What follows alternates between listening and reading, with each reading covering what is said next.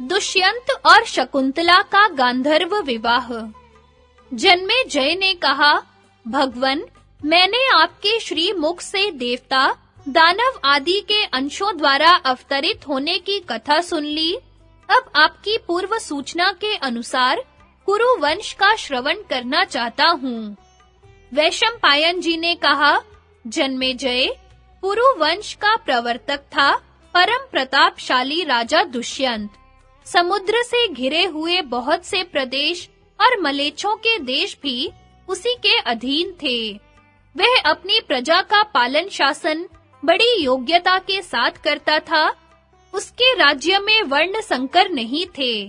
खेती और खानों के लिए प्रयत्न नहीं करना पड़ता था। पाप तो कोई करता ही नहीं था। सभी धर्म के प्रेमी थे, इसलिए धर्म और अर्थ दोनों ही स्वतः प्राप्त थे।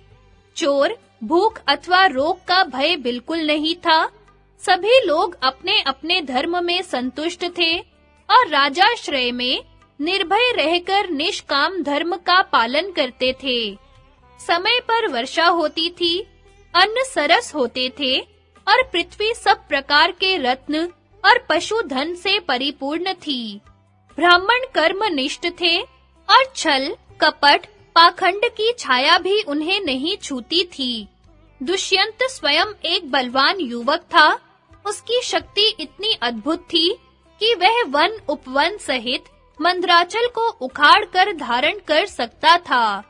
वह गदा युद्ध के प्रक्षेप, विक्षेप, परिक्षेप और अभिक्षेप चारों प्रकारों में और शस्त्र विद्या में बड़ा ही निपुण था। घोड़े और हाथी की सवारी में कोई उसका सानी नहीं था। वह विष्णु के समान बलवान, सूर्य के समान तेजस्वी, समुद्र के समान अक्षोभ्य और पृथ्वी के समान क्षमाशील था।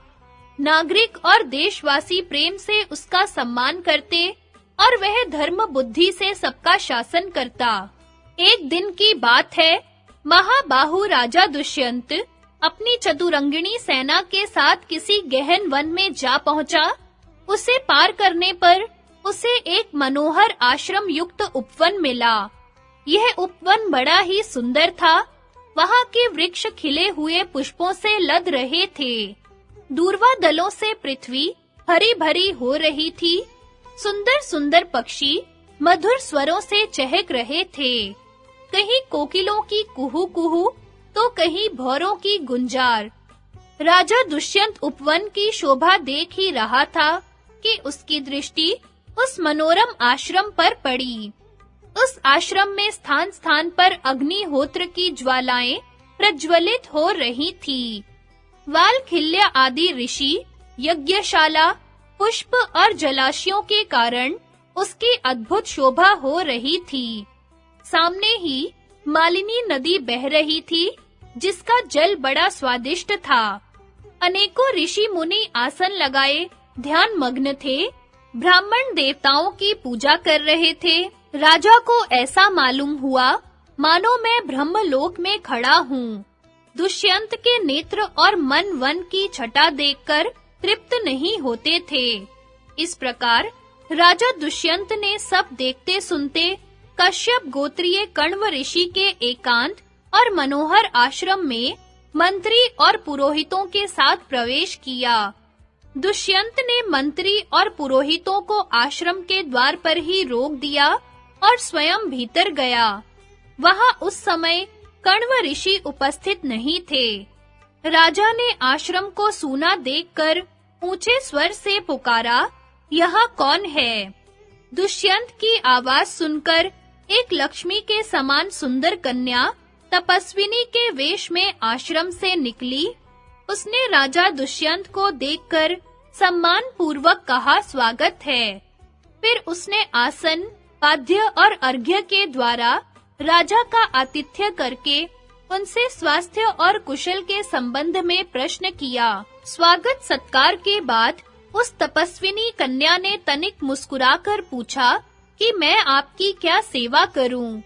राजा दुष्यंत ने सर्वांग सुंदरी एवं मधुर भाषिणी कन्या की ओर देखकर कहा, मैं परम भाग्यशाली महर्षि कण्व का दर्शन करने के लिए आया हूँ।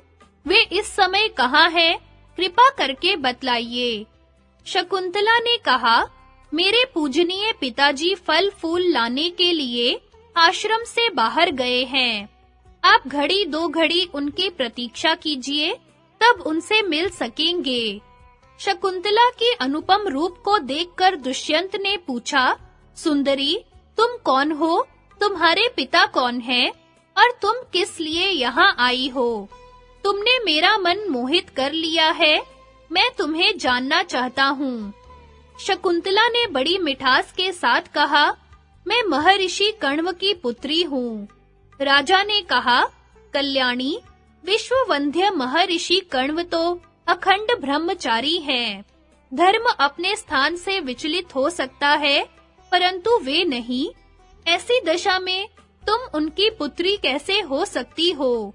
शकुंतला ने कहा, राजन, एक ऋषि के पूछने पर मेरे पूजनीय पिता कण्व ने मेरे जन्म की कहानी सुनाई थी। उससे मैं जान सकी हूँ कि जिस समय परम प्रतापी विश्वामित्र जी तपस्या कर रहे थे, उस समय इंद्र ने उनके तप में विघ्न डालने के लिए मेनका नाम की अप्सरा भेजी थी।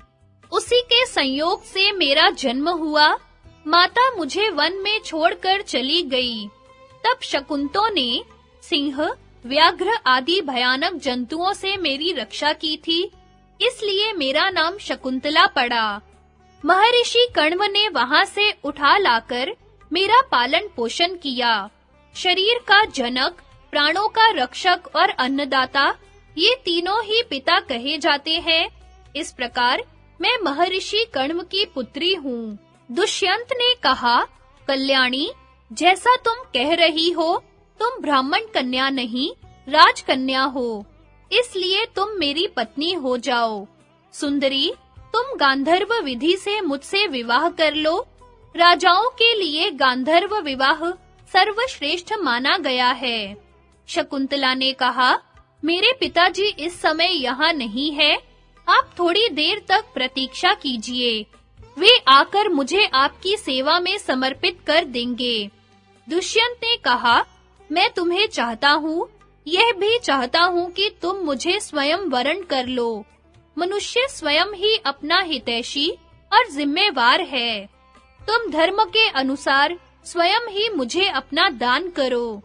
शकुंतला ने कहा, राजन, यदि आप इसे ही धर्मपद समझते हैं और मुझे स्वयं अपने को दान करने का अधिकार है, तो आप मेरी शर्त सुन लीजिए। मैं सच-सच कहती हूँ कि आप यह प्रतिज्ञा कर लीजिए, मेरे बाद तुम्हारा ही पुत्र सम्राट होगा और मेरे जीवन काल में ही वह युवराज बन जाएगा, तो मैं आपको स्वीकार कर सकती हूँ। दुष्यंत ने बिना कुछ सोचे विचारे ही प्रतिज्ञा कर ली और गांधर्व विधि से शकुंतला का पाणी ग्रहण कर लिया।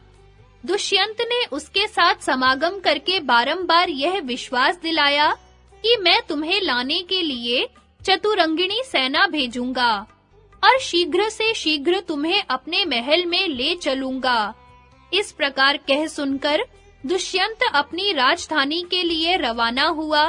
उसके मन में बड़ी चिंता थी कि महर्षि कण्व यह सब सुनकर न जाने क्या करेंगे। थोड़ी ही देर बाद महर्षि कण्व आश्रम पर आ पहुंचे, परंतु शकुंतला लज्जावश उनके पास नहीं गई।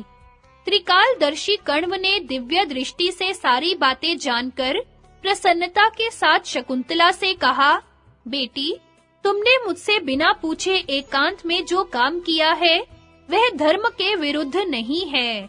क्षत्रियों के लिए गांधर्व विवाह शास्त्र सम्मत है। दुष्यंत एक धर्मात्मा, उदार एवं श्रेष्ठ पुरुष है। उसके संयोग से बड़ा बलवान पुत्र होगा और वह सारी पृथ्वी का राजा होगा। जब वह शत्रुओं पर चढ़ाई करेगा, उसका रथ कहीं भी न रुकेगा। शकुंतला के कहने पर महर्षि कण्व ने दुष्यंत को वर दिया कि उसकी बुद्धि धर्म में दृढ़ रहे और राज्य अविचल रहे।